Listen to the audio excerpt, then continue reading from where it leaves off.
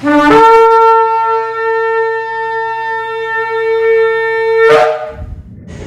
a todos, esta es la congregación Beit Tefilá desde el sector Candelaria en Arecibo, gozándonos en este Shabbat y dándole toda honra a nuestro Abba Kadosh, porque un día más podemos estar de pie celebrando Shabbat, celebrando el Mitzvot como él dijo en su palabra.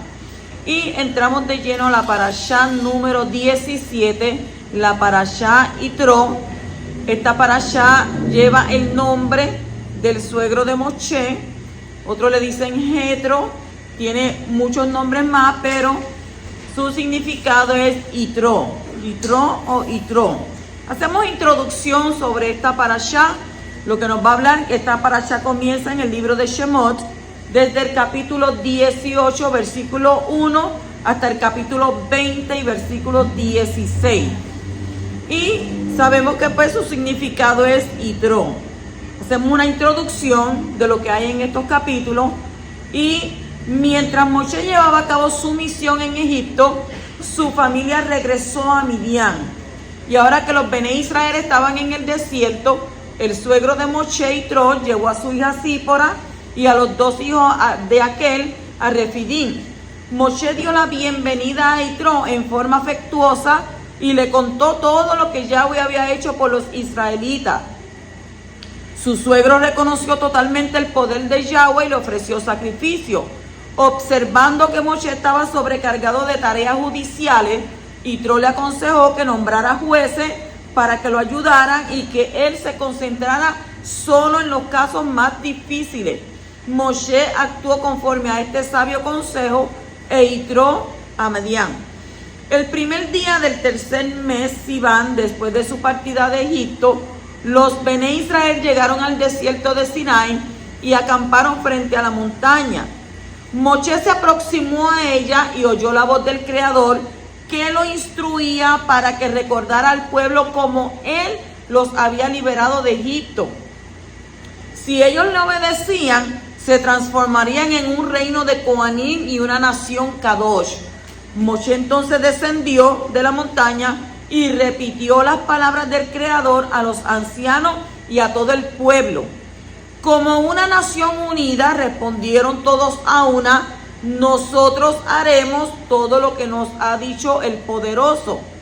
Moshe informó entonces de estas palabras a Yahweh y se lo comunicó que Elohim parecería en una densa nube y le hablaría delante de toda la congregación de los israelitas. De esta forma, nunca se dudaría otra vez de su divina comisión. El pueblo debía prepararse durante 3 días para el gran suceso de la aceptación de la Torá. No debían tocar los límites de la montaña, so pena de muerte el que se acercara. Después de que transcurrieron esos 3 días, el 6 de Sivan, se produjeron truenos y relámpagos y una densa nube descendió sobre la montaña. Se oyó el llamado de la trompeta y Moshe llevó al pueblo hasta el pie de la montaña y el monte Sinaí estaba envuelto en humo y el Creador convocó a Moshe a la cima.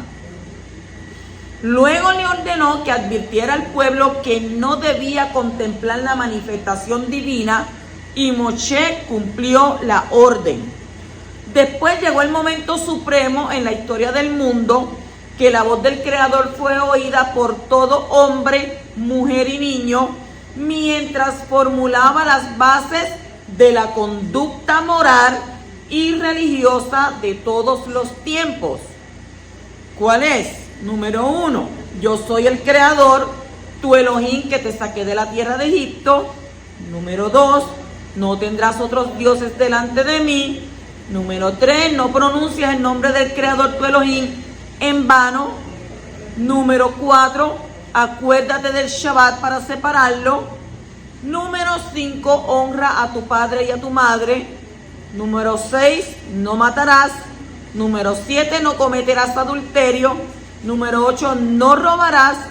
Número 9, no levantarás falso testimonio contra tu prójimo. Y número 10, no codiciarás la casa de tu prójimo.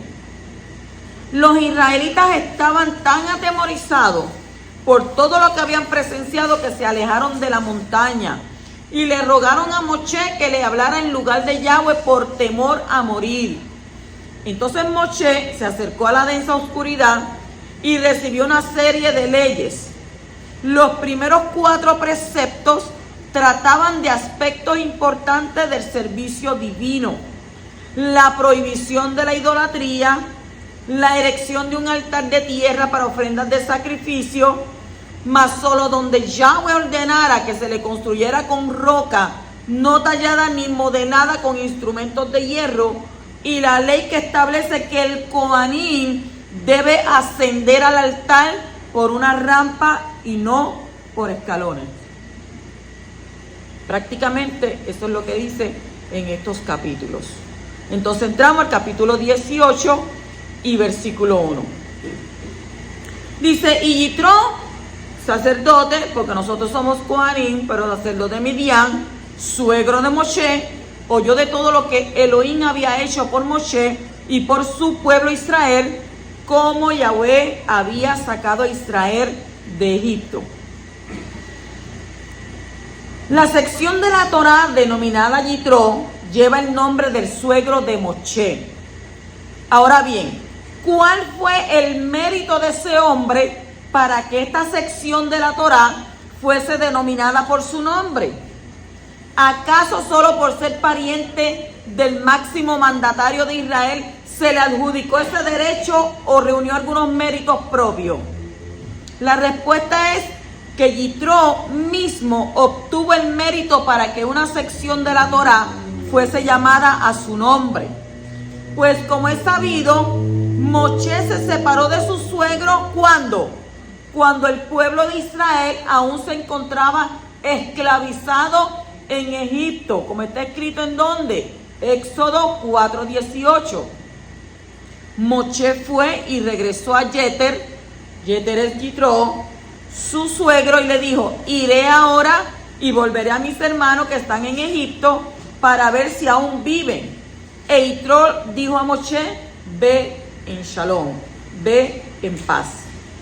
Desde entonces ya ellos no se volvieron a ver. Yitro no contempló las 10 plagas infligidas por Yahweh a Egipto, ni la salida triunfante de Israel. Él no vio el milagro de la partición del mar y el ahogamiento del enemigo, y tampoco había visto el triunfo de Israel contra Amalek, contra ese pueblo que era una bestia. Solo escuchaba que rumores, comentarios de personas que hablaban de eso.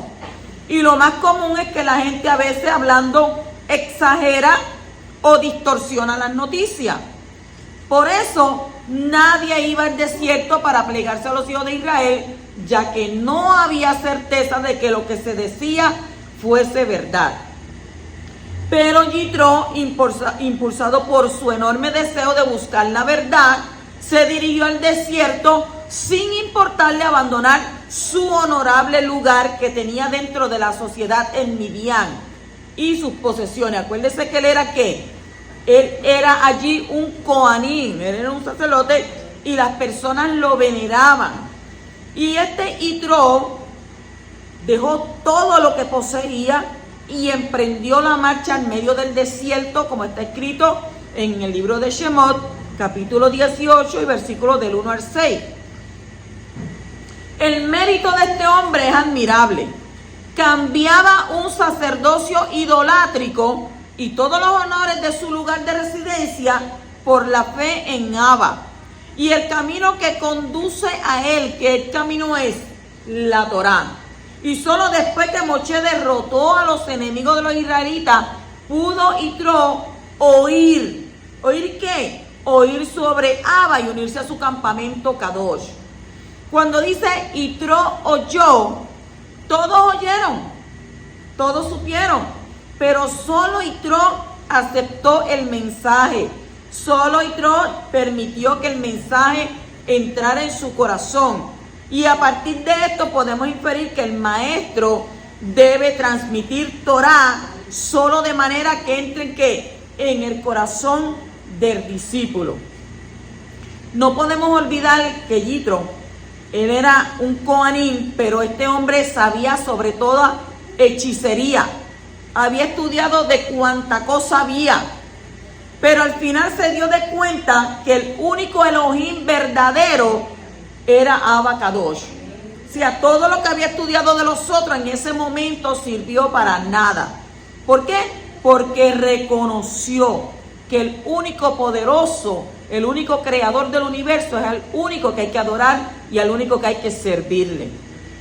Por eso dice que él oyó, Shema, escuchó y obedeció. Escuchó la voz, supo de los milagros que él hizo y entonces él aceptó a Abacadosh.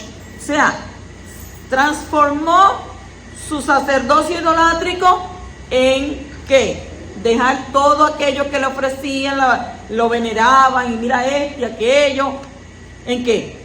En aceptar al poderoso. Y no nos olvidemos que Jetro era uno de los consejeros de Faraón. Jetro era uno de los consejeros de Faraón. Bilán, Jetro y Job. Más adelante, pues en otra hablamos al respecto. Pero él era consejero. Y imagínense, él prefirió dejar al faraón también e irse a Midian, irse lejos, porque él no estaba de acuerdo con la muerte de los primogénitos. O sea, todo niño varón que naciera, ¿el que hacía? Faraón. Los mataban. ¿Para qué? Para que el pueblo israelita no aumentara. Pero Abba es tan poderoso que las mujeres no daban a luz un solo niño. Daban hasta 6 sextillizos. O sea que era multiplicada. Continuamos en el capítulo 18 y versículo 7 donde dice: salió Moshe a recibir a su suegro, se inclinó y lo besó. Y se preguntaron uno a otro cómo estaban y entraron en la tienda. Oiga, se inclinó ante su suegro. Le dio un beso a su suegro. ¿A quién usted ve hoy en día hacer eso? Eso ocurría en esos días. Ya eso no se ve en estos tiempos. Entonces cuando decimos la palabra hebrea que ha sido traducida como se inclinó, es ba-yishtahu. Ba-yishtahu, que es una forma de shahá, que significa echarse al suelo, arrodillarse, postrarse, inclinarse, reverenciar, adorar. Y de esto aprendemos que está permitido inclinarse en reverencia ante una persona. Y en este caso, Moshe honró a su suegro de esta manera. Hoy en día no vemos ese respeto, esa reverencia. Chacho, la suegra mía, al suegro mío, negativo, mira. Pero la Torah nos dice a nosotros que tenemos que postrarnos ante las canas. ¿Por qué? Porque las canas están llenas de experiencias. Y esas experiencias son las que hacen la diferencia por el tiempo vivido.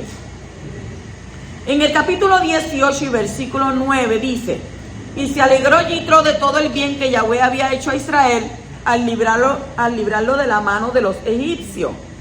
La conversión está íntimamente ligada al pueblo de Israel. Uno se convierte para ser parte de un pueblo. ¿De qué pueblo? Del pueblo de Israel. Y el primer paso en la conversión es aceptar las palabras de Moshe. El segundo paso para Yitro fue tener una revelación basada en las palabras de Moshe Rabenu y se alegró. Y una conversión auténtica está basada en una revelación que afecta el entendimiento y las emociones. Tú quieres unirte al pueblo de Israel, tu mentalidad tiene que cambiar, tus emociones tienen que cambiar, tu entendimiento tiene que cambiar. ¿Por qué? Porque entonces ahora vamos a adorar al único Elohei de Israel, Yahweh Sebaot. En el capítulo 18 y versículo 11 dice: Ahora será que Yahweh es más grande que todos los dioses. Ciertamente esto se probó cuando trataron al pueblo con arrogancia. El cuarto paso en la conversión de Yitro fue el rechazo de los dioses paganos y toda práctica idolátrica. Y el quinto paso fue dar testimonio de lo que había sido revelado. O sea, esto no fue ahí a lo loco. Esto fue paso por paso para que él pudiera ¿qué? Aceptar lo que el poderoso de Israel había hecho y estaba haciendo y iba a hacer. Continuamos en el capítulo 18 y versículo 14. ¿Qué es esto que haces al pueblo? ¿Por qué estás sentado solo y todo el pueblo parado cerca tuyo desde la mañana hasta la tarde? ¿Quién habló? Yitro le dijo ¿a quién? A Moshe. Es bien sabido que Moshe era el juez para todos los asuntos. ¿Por qué Yitro le preguntó a Moshe, ¿qué estás haciendo? Hay dos métodos y vamos a hablar sobre eso. Dos métodos que un Bedín, el Bedín es tribunal. Bedín es tribunal y puede utilizar para decir en un Din Torah. Está entonces ¿qué? Bedín y Din Torah. Uno es Peshará. Peshará es compromiso o acuerdo. Y el otro es din, una decisión de acuerdo con la letra de la ley. Y un compromiso puede ser hecho aún por un bedín integrado por un solo juez. En adición, el demandado y el demandante no deben estar parados mientras están discutiendo los puntos. Cuando el bedín está usando el método de din absoluto, debe haber tres jueces y el demandado y el demandante deben estar de pie mientras el din Torah tiene lugar. Yitro sabía que Moshe estaba conduciendo ¿qué? Un bet din. ¿Y tratando qué? Tratando un din Torah. ¿Cuántos están entendiendo eso? Sin embargo, estaba un poco desconcertado por el procedimiento. Por lo tanto, le dijo a Moshe, me di cuenta que mientras conduces un din Torah, el demandado y el demandante están parados, lo que parece indicar que lo que tratas es din absoluto y no compromiso. Si es así, ¿por qué conduces un din Torah solo, sin dos jueces adicionales? Y todo tiene una explicación. Moshe le explicó a Yitro que aun cuando lo tratado es din y no compromiso, si el juez es un munje, M-U-M-J-E, munje, un experto sobresaliente, le está permitido llevar solo el din Torah. Dado que estuve en el Shamayim y hablé personalmente con Abba, soy considerado un experto. Consecuentemente, el pueblo tiene que estar parado. ¿A dónde ascendió Moshe? ¿Con quién habló Moshe? ¿A quién vio Moshe? Por eso él dice que eres considerado un experto. ¿Por qué? Porque él mismo estuvo ¿qué? Subió a los Shamayim y habló personalmente con nuestro Abba. ¿Entendieron eso? El Bedín y el Din Torah. En el capítulo 18 y versículo 19 dice, ahora escúchame y yo te aconsejaré y Elohim estará contigo. Sé tú el representante del pueblo delante de Elohim y somete los asuntos a Abba. Y aquí vemos que Moshe sirvió como mediador entre Yahweh y el pueblo de Israel. Y si Moshe Rabenu fue mediador entre el poderoso e Israel, mayor y más importante es la mediación del Mashiach Yahshua, como está escrito en Primera de Timoteo, capítulo 2 y versículo 5. Porque hay un solo Elohim y también un solo mediador entre Elohim y los hombres, el Mashiach Yeshua, hombre. Y en Yohanan 14:6 también dice, Yeshua le dice, yo soy el camino, soy la verdad, soy la vida, y nadie viene al Padre sino por mí. Estos son versículos de la Escritura. Y mucha gente los han tergiversado. Gente que dice la Escritura que comienzan por el Espíritu y terminan por la carne. Gente que no quieren reconocer que hay un mediador, que no quieren reconocer que hay un Mashiach y que está a las puertas. Entonces, ¿qué dicen? No, yo no necesito que nadie medie entre Abba y yo porque ya eso pasó. Eso no es real. Entonces, yo te pregunto, ¿qué hacemos con esos textos? ¿Dónde los metemos? ¿Los engavetamos? ¿Nos volvemos ciegos? Porque yo creo que también la Escritura dice, si usted dice, sí, pues no quiero creer en Mashiach. Pero fíjate que también hay otro versículo en la Torá. Dice, aquel que me niegue a mí delante de los hombres, yo le negaré delante de mi Padre y de sus ángeles. ¿Qué hacemos con ese otro texto? Por tanto, o creemos en el pensamiento de los hombres, o creemos en lo que está establecido en la Torá. Porque a veces cogemos un solo texto y no vemos el contexto y hacemos un pretexto. Pero la Torá es clara para todo. Hay un Mashiach y ese Mashiach es mediador entre Yahweh y los hombres. Así como Moshe fue mediador entre el pueblo y Abba Kadosh. Si hay alguien que tenga otra historia diferente, mi pensamiento no me lo va a cambiar. Porque sé que hay un Mashiach y sé que viene un Mashiach. Viene. El pueblo de Israel lo está esperando. Y el mismo Mashiach dijo que el pueblo de Israel, cuando vino por primera vez, no le reconoció. Y él lloraba. Lloraba porque estaban ciegos. No veían lo que tenían de frente. ¿Y era quién? A Yeshua el Mashiach, la salvación. En el capítulo 18 y versículo 21 dice, además escogerá de entre todo el pueblo hombres capaces, temerosos de Elohim, hombres veraces que aborrezcan las ganancias deshonestas. Aborrezcan las ganancias deshonestas.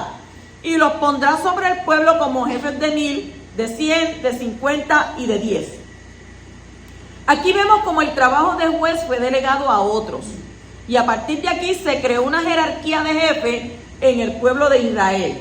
Y aparte de los ancianos, jefes de familia, que ya existían, los requisitos que son necesarios para que las personas puedan servir como jueces son los siguientes. Número 1, personas capaces. Según Rashi, significa que sean ricos para no tener que depender de limosnas ni favores. ¿Por qué? Porque si no tiene dinero y entonces entra dinero a sus manos, ¿qué va a pasar? Va a ser tentado. Y al ser tentado va a ser como Judas. Se va a poner ¿qué? Un traicionero. Pues entonces, ¿qué dice ahí?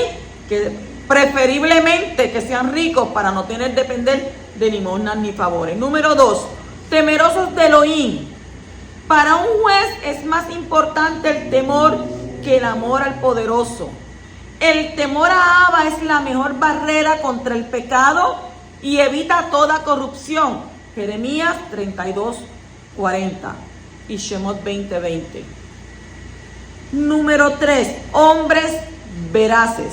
Rashi dice que son los que inspiran confianza, los que son dignos de que se confíe en sus palabras. Un hombre que no cumple sus promesas no está capacitado para ser un jefe en Israel. Por eso yo siempre he dicho que caras vemos y corazones no sabemos. Usted puede ver una persona confiar en esa persona, lo que te transmite, pero como la Escritura nos dice a nosotros, que a veces entran como ovejas, pero en realidad son ¿qué? Lobos rapaces. Y el mundo está lleno de eso, de lobos rapaces, que le vemos su cara de buena gente, su cara de yo no fui, pero al final ¿qué son? Vestidos de ovejas. Lobos vestidos de ovejas. Número 4, aborrece las ganancias. Significa, según Rashi, que odien que su dinero esté en litigio.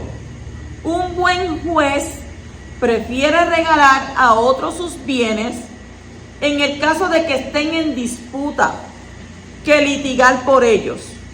Un buen juez no está sirviendo como juez para ganar dinero, sino que tiene otros motivos más nobles para administrar la justicia en el pueblo. Cuando dice los pondrá sobre el pueblo, los jefes tienen una posición sobre los demás. Esta posición ha sido dada desde los Shamayim, desde el cielo.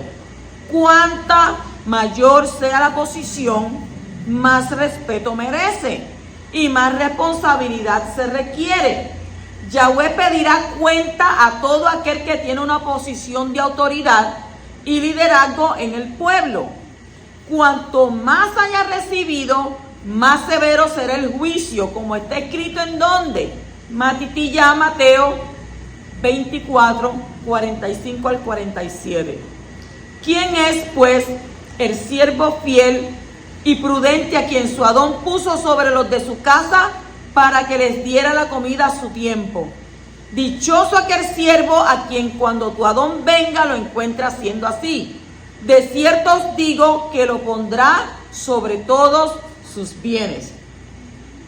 Los líderes están puestos en una posición sobre el pueblo. Este pensamiento es contrario a la idea comunista y socialista que dice que son todos iguales. El poderoso no quiere que todos sean iguales, ni que todos manden y decidan democráticamente.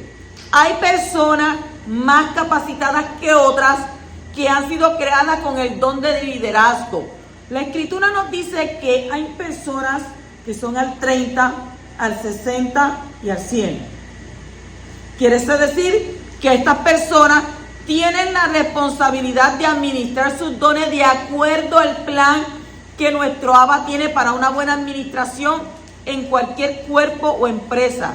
No es lo mismo valor que posición. Una persona puede tener una posición sobre otra, pero no por eso tiene mayor valor.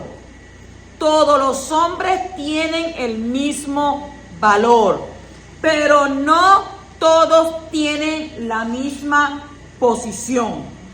O sea que el valor tiene que ver con aceptación y la posición tiene que ver con administración. Ante Abba todos somos iguales. Pero ¿qué pasa? Abba pone ¿qué? ¿Pone qué? Te pone en una posición. Por eso nosotros, los que somos líderes, tenemos que tener mucho cuidado de cómo andamos. ¿Por qué? Porque los ojos siempre están puestos entre nosotros. Y aunque usted a veces no sea líder, usted que está allá, va a haber muchas personas que también van a tener los ojos puestos sobre usted. Y mucho más aquellos goyim, aquellas personas que no conocen a Abba. Por eso nosotros tenemos que cuidarnos de no ser personas que llevemos el mal ejemplo. ¿Por qué? Porque por eso que usted escucha que del otro lado, de las personas que no están sirviéndole a Abba como usted le sirve, porque hay mucha gente que dice, sí, yo creo en Dios. Hasta el borrachito de la esquina usted va y le pregunta y se lo dice. Sí, yo creo en Dios. Pero no es lo mismo creer que practicar. Cuando usted dice pertenezco a un movimiento, una congregación, y en esa congregación pues yo voy a adorar, pero cuando usted está afuera, que la gente lo vea a usted su comportamiento, su forma de hablar, su forma de cómo usted actúa, usted no venga a actuar de manera que venga la gente y diga, pero es que le hace las vacaciones al diablo. ¿En qué congregación se está congregando Porque, y he escuchado muchas personas, ¿y ese va a una iglesia? Bueno, sí, entiendo que va a una congregación, pero muchachos, si eso es más malo, esos son más malos que el diablo.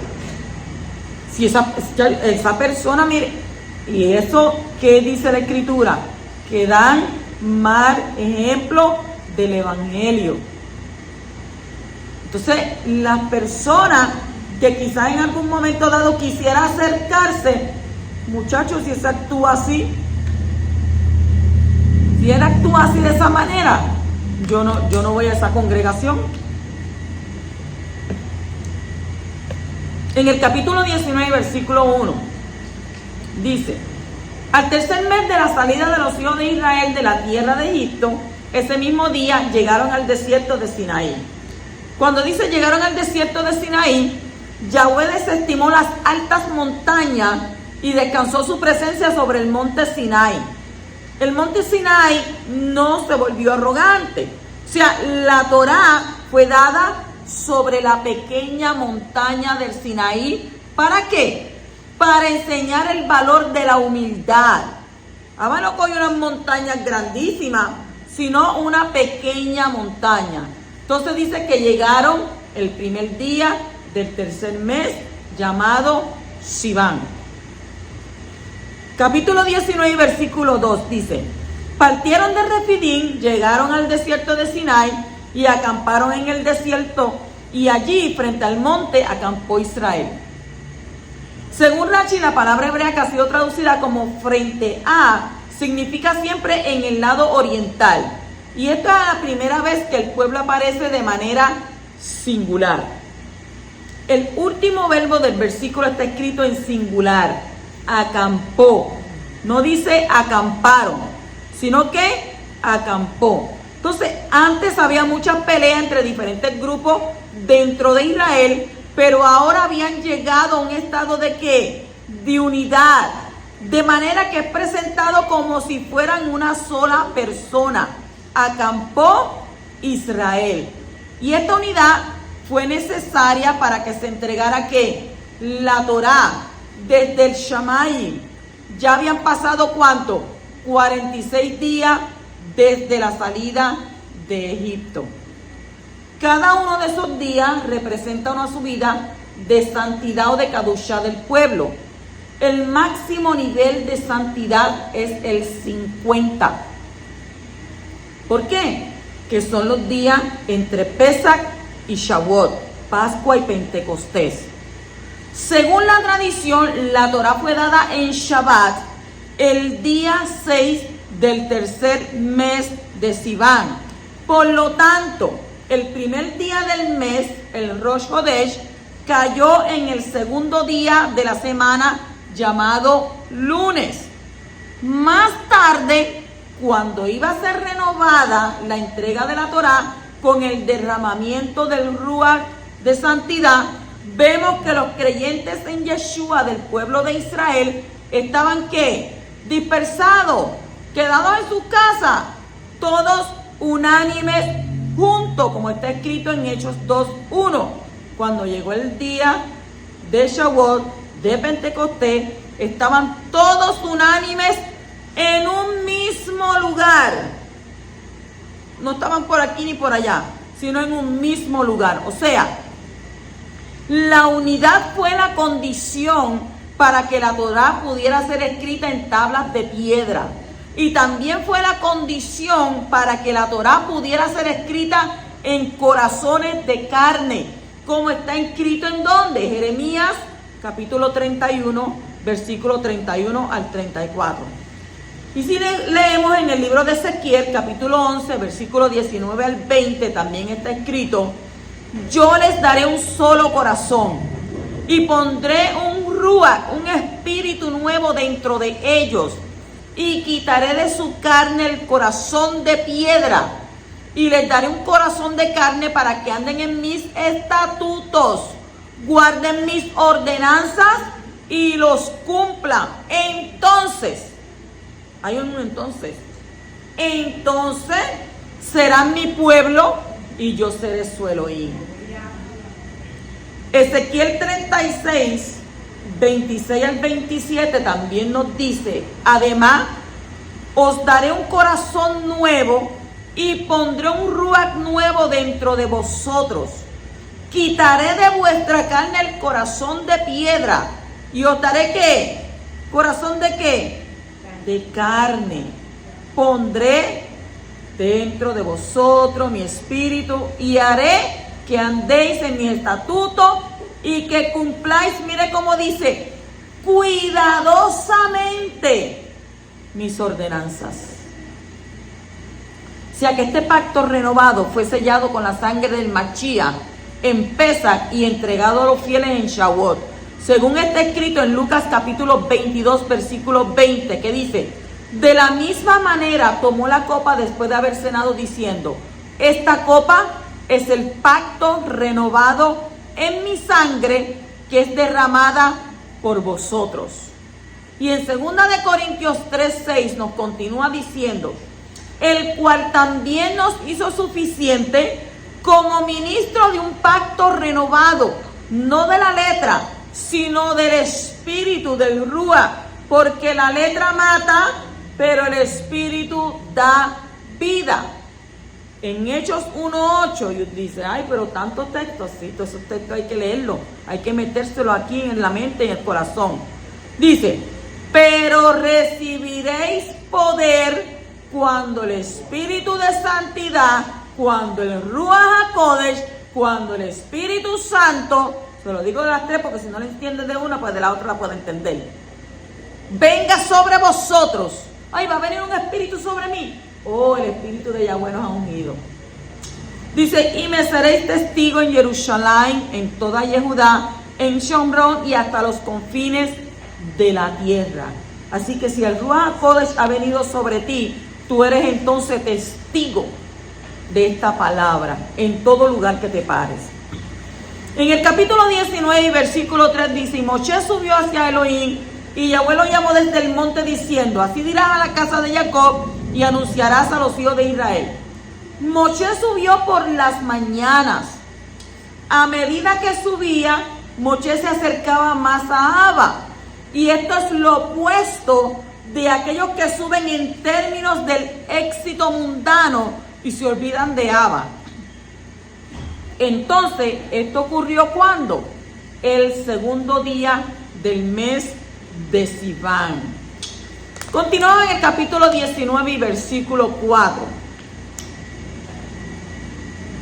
Vosotros habéis visto lo que he hecho a los egipcios y como os he tomado sobre alas de águila y os he traído a mí, dice nuestro Abacadosh, sobre alas de águilas. Esto implica trascender el tiempo. Acercarse a Abba puede producir experiencia trascendente. Los he llevado a ustedes sobre alas de águila.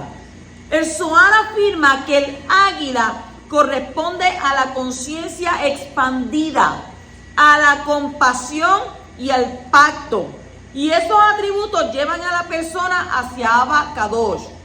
Cuando dice os he traído a mí, no nos trajo ¿qué? No a una religión estática, sino a una vida íntima en relación con Él mismo. ¿Según qué?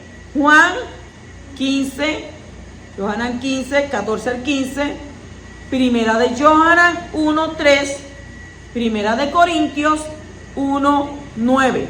No se trata solo de servicio, como lo traduce el Targum, sino ante todo de ¿qué? De una relación, porque nosotros tenemos que tener con Él una relación. O sea, usted vive con su esposa en su hogar y entonces usted le habla de vez en cuando. Tiene hijos, le habla de vez en cuando. Tiene que tener ¿qué? una relación íntima. Y con nuestro Abba es así. Tenemos que tener una relación íntima. No, porque es que yo no tengo tiempo para hablar con él. Es como si tú dijeras, yo no tengo tiempo para hablar con la mujer mía.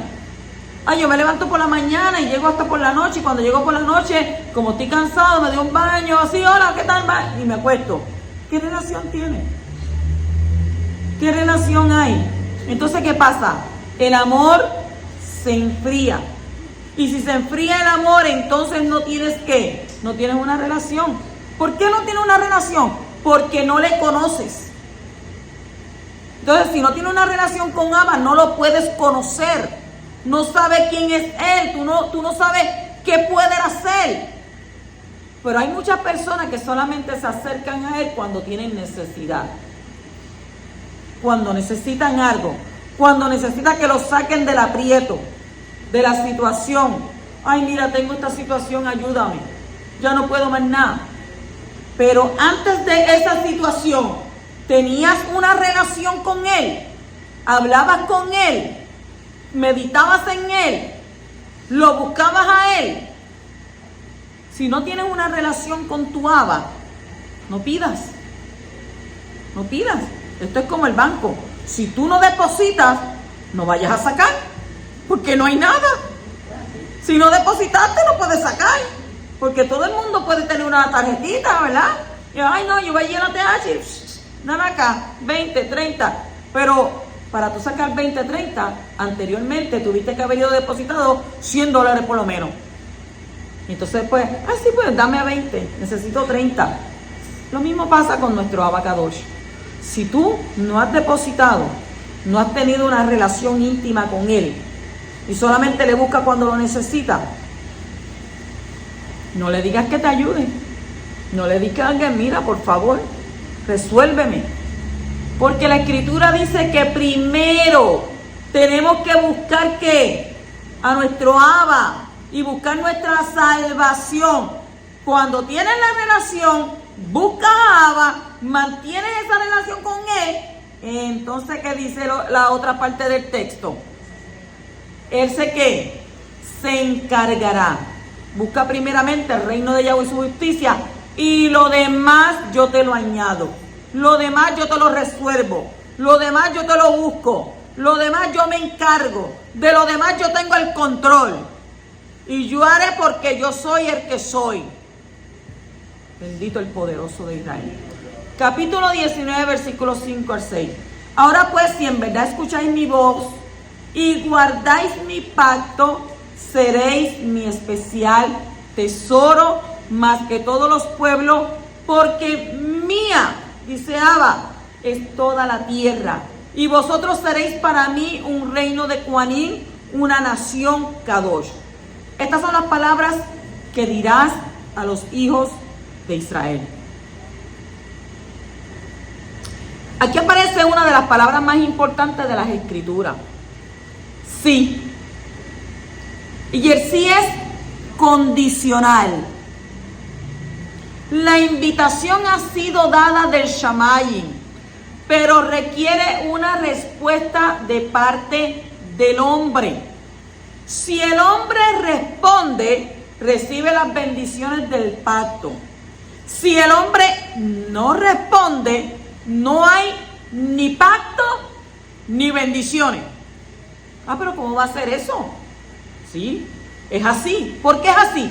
Porque hay condiciones para obtener los beneficios de los pactos. Muchas personas quieren los beneficios sin cumplir las condiciones. Y el que no escucha ni obedece no será parte de ese pueblo especial que es un tesoro para nuestro Creador. La condición es ¿cuál? La obediencia. La palabra hebrea que ha sido traducida como especial tesoro es segulá. Segulá. S-E-G-U-L-A acentuada. Segulá. ¿Qué significa segulá?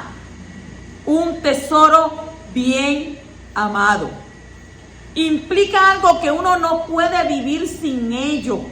Y el poderoso se ha atado al pueblo de Israel. y no puede cumplir su propósito sin su pueblo. Y todo el plan de redención está unido a ese pueblo. Sin el pueblo, el plan de redención del mundo fracasará. Como está escrito en donde Juan 4:22. ¿Qué dice? Porque la salvación viene ¿de quién? De los judíos, de los yahudí. Entonces, la palabra segulá aparece en estos 8 lugares de la Escritura. Éxodo 19:5. Devarim, Deuteronomio 7:6, 14:2, 26:18. Primera de Crónicas, capítulo 29 y versículo 3. Salmo 135:4. Eclesiastés 2:8 y Malaquías 3:17. Así que 8 veces aparece en estos 8 lugares, aparece la palabra segulá. Rashi comenta que esta oración implica que los demás pueblos también son tesoro para el Eterno, porque Él posee toda la tierra. Pero Israel es el tesoro especial más que todos los demás tesoros que Él posee. ¿Cuántos dicen amén? Así es, poderoso. Capítulo 19, versículo 8. Y todo el pueblo respondió a una y dijeron: haremos todo lo que Yahweh ha dicho. Y llevó Moshe a Yahweh sus palabras, las palabras del pueblo. El pueblo promete cumplir con la palabra de Yahweh y Moshe le transmite a Abba esa promesa. El pueblo contestó por la tarde el segundo día del tercer mes, cuando Moshe había bajado del monte. En la mañana siguiente, el tercer día de Siván, Moshe subió de nuevo al monte con la respuesta del pueblo. La Escritura nos dice a nosotros que es mejor no prometer que prometer y no cumplir, porque Yahweh no dará por inocente a el que tal cosa haga. A veces nosotros hacemos promesa: Abba, si tú me sacas de esta situación, yo te prometo que te voy a servir, yo te prometo que nunca te voy a dejar, yo te prometo que me voy a congregar, yo te prometo que voy a hablar de ti a todo el mundo que se me pare de frente, yo te prometo que voy a seguir tus caminos. Pasa la situación, Abba le responde y el hombre que hace se olvida. Pero tiene un problema. Tiene un grave problema. ¿Sabe por qué? Porque Abba tiene un libro que se llama el libro de las memorias. La memoria tuya te puede fallar y te puedes olvidar, pero la de Abba no. ¿Por qué? Porque lo que tú prometes, dice la Escritura, no tardes en cumplirlo. Así que lo que tú le prometas al poderoso, mira cómo te lo estoy diciendo, bien suave. Lo que tú le prometes al poderoso, no tardes en cumplirlo. Y no prometas lo que no vas a hacer. O sea, antes de tú prometer algo a Abba o a alguien, piensa primero, ¿lo podré cumplir más adelante? ¿Lo podré hacer más adelante? Por eso la Escritura nos manda a nosotros decir que vuestro sí sea sí y vuestro no sea no. Sí, mira, yo creo que puedo hacerlo. Mira, yo creo que no lo puedo hacer. Perdóname, pero no te puedo cumplir lo que tú me estás pidiendo. Lo mismo pasa con Abba Kadosh. Abba, yo sé que puedo prometer estas cosas, pero en mi corazón entiendo que no las voy a poder cumplir. Por tanto te pido que tomes mis palabras, pero no son promesas. ¿Por qué? Porque una promesa es un compromiso. Y cuando usted hace un compromiso y luego viene y lo rompe, usted queda bien feo. Feo para la foto y mal para el video. Porque Abba no lo va a olvidar. Seguimos entonces en el capítulo 19, versículo 10. Yahweh dijo también a Moshe: ve al pueblo y conságralos hoy y mañana y que laven sus vestidos. Esto significa que Moshe tenía que ver que el pueblo se separara, se apartara, o muchos dirán se santificara durante el cuarto y quinto día del mes de Sivan. Según la tradición, la Torá fue entregada en Shabbat el día 6 de Sivan. Continúa en el capítulo 19 y versículo 11 y dice: y que estén preparados para el tercer día, porque el tercer día Yahweh descenderá a la vista de todo el pueblo sobre el monte Sinai. Aunque fue el día 6 del mes, el poderoso está usando la expresión tercer día, en alusión a la resurrección del Mashiach, en la cual también manifestó su esplendor de una manera extraordinaria. ¿Cuándo resucitó el Mashiach? ¿Cuándo Abba lo levantó? Al tercer día. Continuamos en el capítulo 19, versículo 14 al 15. Y Moshe bajó del monte al pueblo y separó, apartó, santificó, como dirían otros, al pueblo, y ellos lavaron sus vestidos, y dijo al pueblo: estad preparados para el tercer día, no os acerquéis a mujer. ¿En qué consistía la separación? La santificación consistía en 4 cosas. La separación, la santificación, consistía en 4 cosas. Número 1, purificación del cuerpo o santificación del cuerpo, como lo entenderían otros. Pasar todo el cuerpo por agua purificadora. O sea, hacer una ¿qué? Una mikveh. ¿Para qué? Para ser libre de toda contaminación en referencia al contacto con la muerte. En primer lugar, por haber tenido un contacto físico con algún cadáver, o haber tenido emisión seminal o flujo menstrual. O sea, que hubiera estado con su menstruación. En Ezequiel capítulo 16, versículos 8 al 9, hay una alusión a que no solamente lavaron su ropa, sino también sus cuerpos para entregarse al poderoso. Número 2, separación o santificación de la ropa. Lavar sus vestiduras como un acto de purificación exterior de la ropa, que es una extensión del cuerpo humano. Lavar sus vestiduras como un acto de purificación exterior de la ropa, que es una extensión del cuerpo humano. Número 3, separación mental y espiritual. Armarse con una mente expectativa y preparar su interior en oración, en tefilá, para poder entrar en el pacto y recibir al Abba Kadosh. Número 4, no tener relaciones conyugales, lo cual produce impureza ritual por su relación con la muerte. ¿Y cómo va a ser? Por los espermatozoides que mueren sin producir vida humana, para lo cual fueron creados. Y usted dice: pero ¿qué tiene que ver que se muera el espermatozoide? Cada espermatozoide que se une con un óvulo es un alma que baja, es vida. Pues entonces, ¿qué tiene que hacer? Tener una limpieza ritual. Entonces, el hombre que tiene derrame seminal se vuelve ritualmente impuro, mientras que el semen está dentro de la mujer, no produce impureza ritual.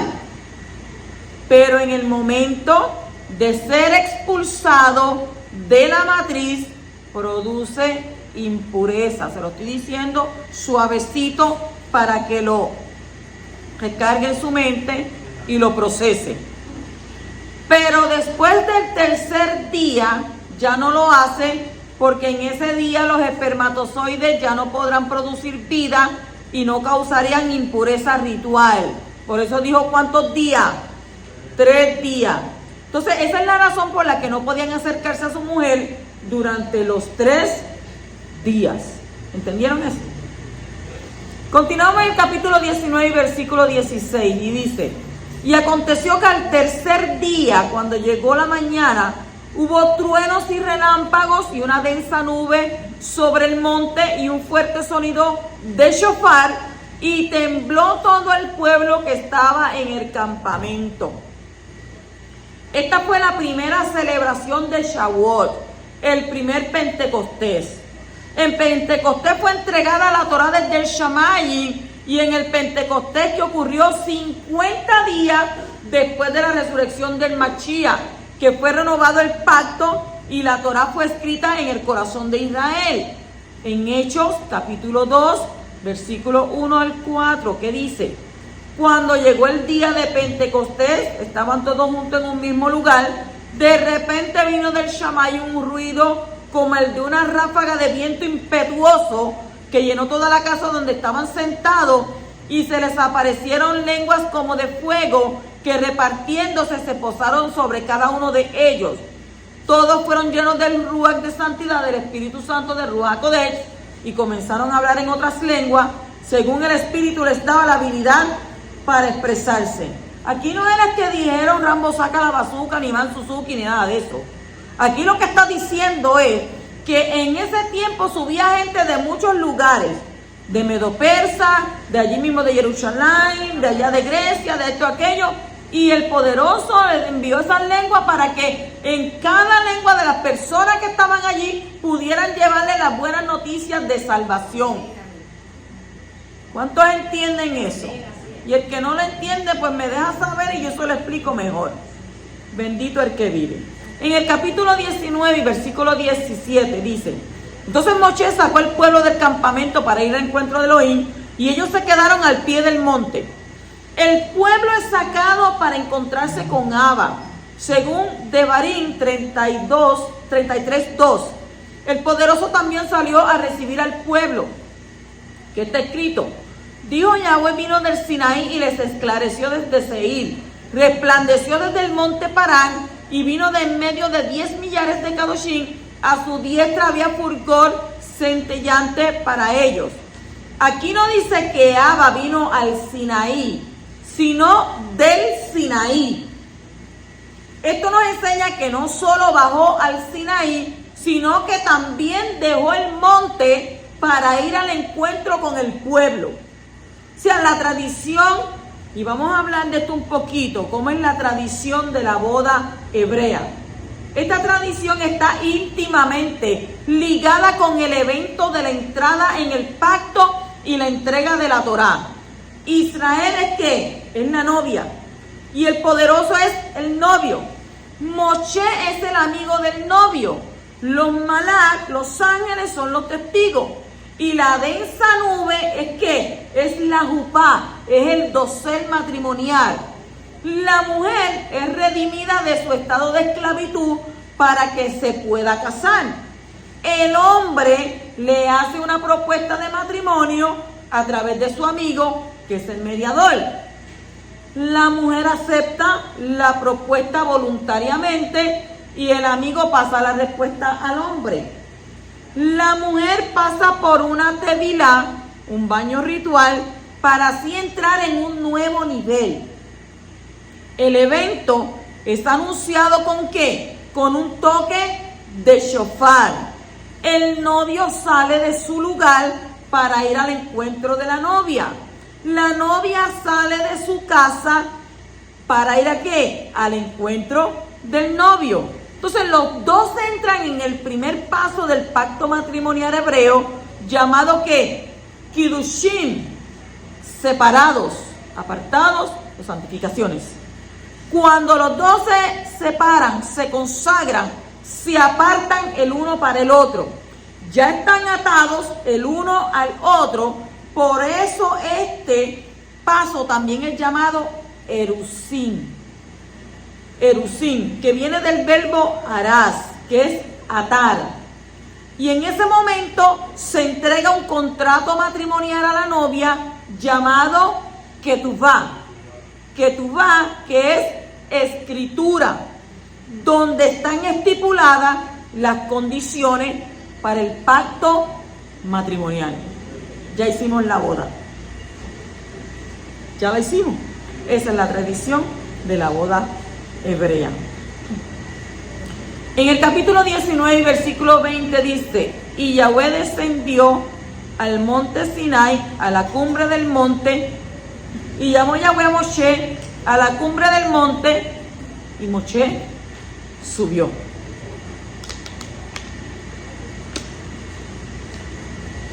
Aquí está escrito que el poderoso descendió al monte. Sin embargo, en el 2022 está escrito que el poderoso habló desde el Shamay. Entonces, ¿cómo se puede entender esta aparente contradicción? Descendió y habló.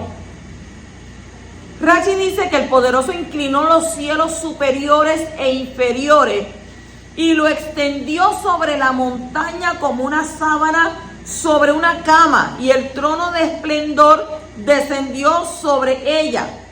El infinito no puede ser definido por los parámetros del mundo creado, y por eso no puede ni subir ni descender. Pero su manifestación es experimentada por los hombres de esa manera, y la Torá utiliza el lenguaje humano.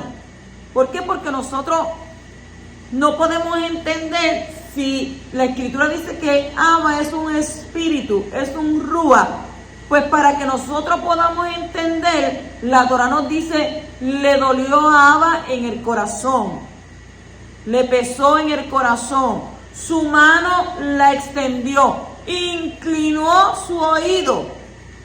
¿Para qué es eso? Para que nosotros, ¿qué? Podamos entender lo que Abba hace, pero en nuestro lenguaje, ¿qué? Humano. En el capítulo 19, versículo 21 dice: y Yahweh dijo a Moshe: desciende, advierte al pueblo, no sea que traspasen los límites para ver a Abba y perezcan muchos de ellos. 4 veces está escrito que el pueblo no puede traspasar los límites de lo prohibido. ¿Dónde? Versículo 12, versículo 21, versículo 23 y versículo 24. Qué importante es para el hombre no traspasar los límites. Como dicen Devarim 19:14: no moverás los linderos de tu prójimo, fijado por los antepasados, en la herencia que recibirás en la tierra que Yahweh tu Elohim te da en posesión. La raíz de la palabra Torah, instrucción, es que yará, que significa lanzar, disparar, apuntar, marcar, señalar. Y esto nos enseña que la Torá pone los límites necesarios para el bien del hombre y la naturaleza. La Torá del poderoso marca donde está la diferencia entre lo permitido y lo prohibido. Pecar es cruzar los límites marcados por la Torá de Abba, como está escrito en donde, Primera de Yohanan, capítulo 3, versículo 4. ¿Qué dice? Todo el que practica el pecado, practica también la infracción de la ley, pues el pecado es infracción de la ley o de la Torá. La carne del hombre, el Yetzer Hará, no quiere límites, como está escrito en Romanos 8, 6 al 8. Porque la mente puesta en la carne es muerte, pero la mente puesta en el Ruach, en el espíritu, es vida y paz, Chaim y Shalom, ya que la mente puesta en la carne es enemiga de Abba, porque no se sujeta a la Torá de Yahweh, pues ni siquiera puede hacerlo, y los que están en la carne no pueden agradar a Yahweh. Por eso el dicho de la otra escuela que dicen: ese anda en la chuleta, en la pura chuleta, ese anda en la carne. Pues ¿por qué? ¿De dónde lo sacan? De aquí donde dice que los que están en la carne no pueden agradar a Abba. Continuamos en el capítulo 19 y 24, versículo 24. Dice, wow, qué tremenda. Esta parashá, usted no se imagina todo lo que yo quisiera hablar de esta parashá, pero tuve que acortarla. ¿Por qué? Porque es bastante, pero es bien interesante. Dice, entonces Yahweh le dijo, ve, desciende y vuelve a subir tú y Aarón contigo, pero que los Coanín y el pueblo no traspasen los límites para subir a Yahweh, no sea que él irrumpa contra ellos. Moshe podía acercarse más que Aarón. Aarón podía acercarse más que los Coanín. Los Coanín podían acercarse más que el pueblo. Y el pueblo no podía traspasar los límites. Tenían que límites. Capítulo 19, capítulo 20 y versículo 1 dice, y habló Elohim todas estas palabras diciendo. El Targum tradujo este versículo y habló la palabra de Yahweh. Y en muchas ocasiones el Targum usa la expresión la palabra de Hashem, cuando hay una manifestación clara de Abba en la tierra. Según Bereshit, Génesis 1:27, el 9:17, el 17:7, 15:6, 19:24, 22:14, 28:20 al 21, Shemot Éxodo 3:14 y Shemot 24:1, Éxodo 24:1. ¿Qué pasa? Ahí aparece la expresión, la palabra de Yahweh. Y en los diferentes Targumim, como sustituto de Dios o Elohim, es Yod, Hei, Bab, Hei. Y esto nos enseña que los que tradujeron el hebreo al arameo habían entendido la manifestación del poderoso en la tierra como una revelación de su palabra. Y el poderoso es tan grande y tan inmenso que no se puede ver ni comprender, al menos que Él haga una transformación de su inmensidad a algo más pequeño. Según el Targum, Él se revela al hombre a través de su palabra. Por eso tenemos que estudiar Torah. Que es la reducción del poderoso de manera que pueda ser manifestado en el mundo y comprendido por el hombre. Yahshua es la palabra del Eterno hecha carne, como está escrito en Yohanan 1:14. Y la palabra se hizo carne y habitó entre nosotros, y vimos su esplendor, esplendor como del unigénito del Padre, lleno de ¿qué? De Hanán, de gracia y de verdad. En Juan 1 al 2, que dice también ahí, lo que existía desde el principio, lo que hemos oído, lo que hemos visto con nuestros ojos, lo que hemos contemplado y lo que han palpado nuestras manos acerca de la palabra de vida, pues la vida fue manifestada y nosotros la hemos visto y damos testimonio y anunciamos la vida eterna, la cual estaba con el Padre y se nos manifestó. En el Sinaí el cielo bajó sobre la montaña y el Eterno se manifestó al pueblo hablando ¿qué? Audiblemente. La traducción del Targum dice que fue la palabra del poderoso que habló todas estas palabras al pueblo y que Moshe tenía que subir a la palabra del poderoso que estaba en la montaña. Y esta palabra fue la que luego fue hecha carne ¿en quién? En Yahshua.